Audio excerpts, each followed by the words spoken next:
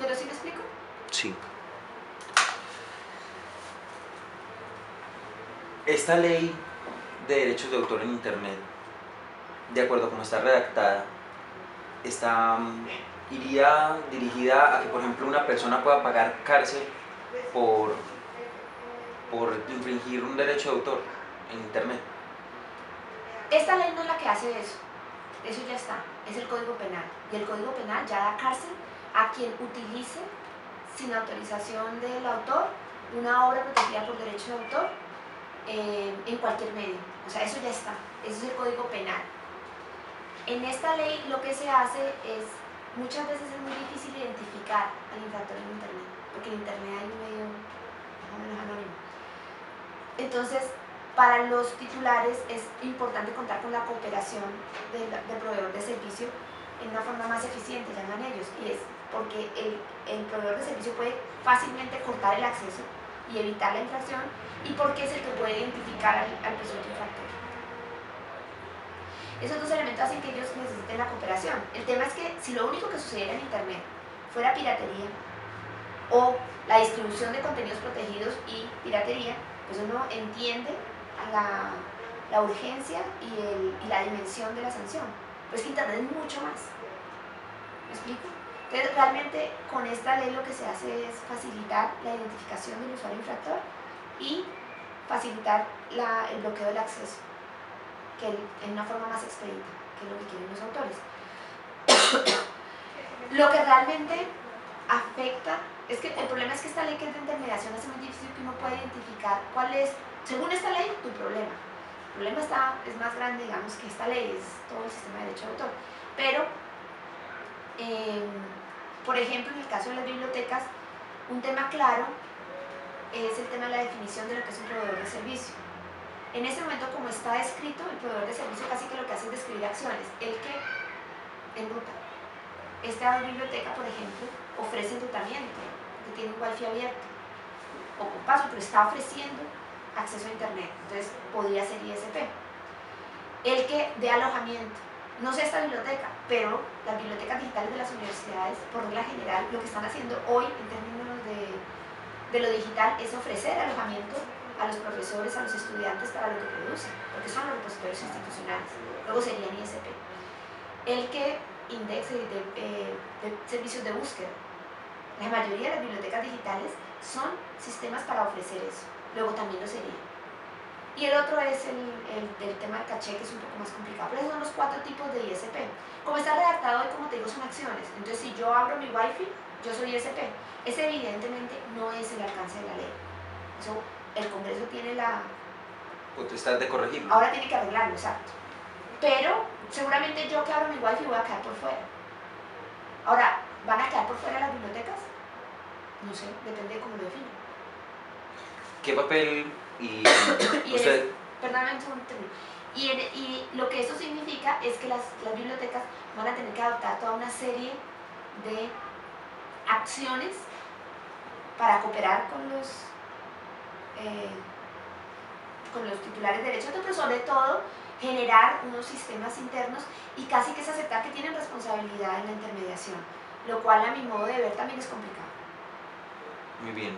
¿Qué papel juega, en su caso como representante de Creative Commons en Colombia, este tipo, digamos, de manejo de derechos en Internet que media entre la libertad total y los derechos de autor tal y como lo están estipulando diversas leyes a lo largo del mundo? Esta es una pregunta interesante, porque nosotros no, digamos, es de las cosas que se nos tachan, que los que estamos en contra, entonces que queremos libertad total y todo gratis, y yo creo que lejos, o sea, la gente que está en Internet sabe que hay normas, y son reglas construidas, o sea, los hombres son seres sociales y por regla general producen reglas en sus relaciones. Luego no es cierto que Internet no tenga reglas, las hay, puede ser incluso más estrictas. Y los que trabajamos en términos de cultura libre, que efectivamente yo vengo de software libre y de Creative Commons Colombia, no, pero pues digamos yo en este momento hablo como Creative Commons Colombia, tenemos una sensibilidad especial y sabemos que nos soportamos en derecho de autor. Es decir, las licencias existen porque existe el derecho de autor. Ahora, existen para hacer modificaciones en el derecho de autor que consideramos que son exageradas. O sea, el derecho de autor está exagerando en su protección. Tiene que ser un derecho de autor equilibrado, que permita a la sociedad en general, porque estamos hablando de los objetos culturales con los que nos educamos, con los que ejercemos muchos de nuestros derechos a la libertad de expresión, entre otras. Pero son con objetos culturales que están protegidos por derecho de autor. Entonces tenemos esa sensibilidad especial. Luego, no estamos diciendo libertad total y que desaparezca el derecho de autor.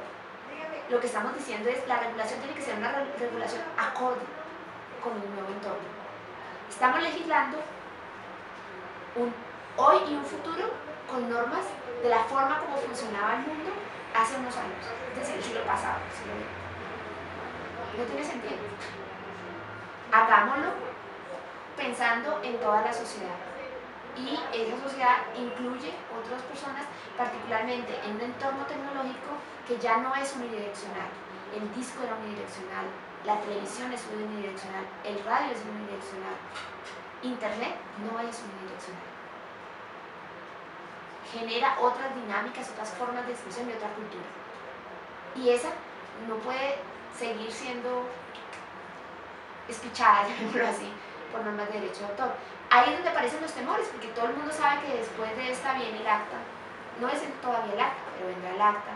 Vendrá, ya Sarkozy está diciendo lo siguiente, ya salió Obama también considerándose como policía del mundo en Internet. O sea, ¿cuáles son los equilibrios?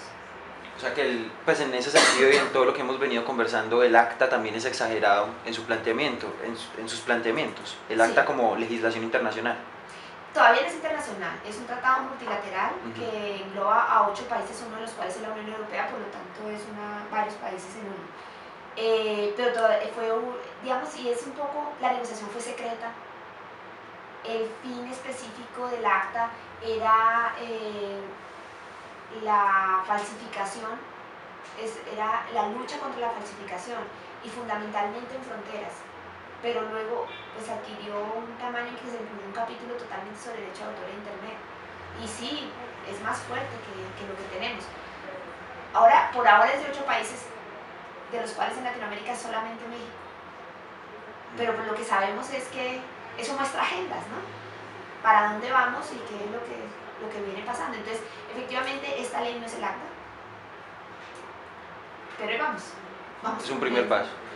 Bueno, ¿y qué papel, y ya ligándolo con el tema directo de las bibliotecas, qué papel juegan las bibliotecas como gestoras de conocimiento en la medida en que puedan brindar un acceso abierto a la información, y dentro de todo este juego de derechos de autor, cómo se pueden blindar también? El tema de las bibliotecas es interesante porque las bibliotecas prácticamente hasta antes de Internet eran depósitos de libros, más o menos, pero eran eso.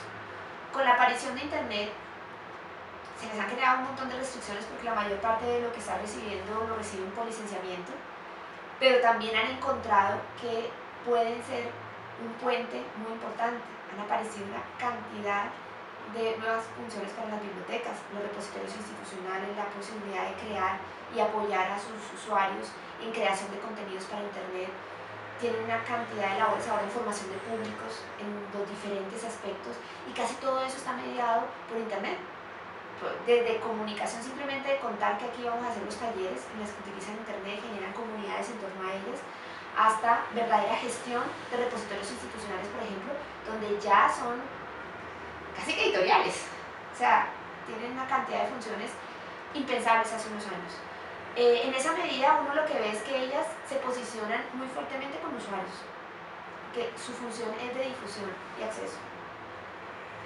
Con lo cual, en otros países han sido las que han incluso conseguido o luchado por equilibrios dentro de las normas de derecho de autor, hablando de este tema. Estados Unidos, Chile son ejemplos, donde las bibliotecas se han convertido en actores políticos importantes para eso. Carolina, muchas gracias por la entrevista y por la visita que nos ha regalado la biblioteca y por la información que nos ha brindado en esta serie de conferencias y talleres. Bueno, muchas gracias a ti. Hasta luego.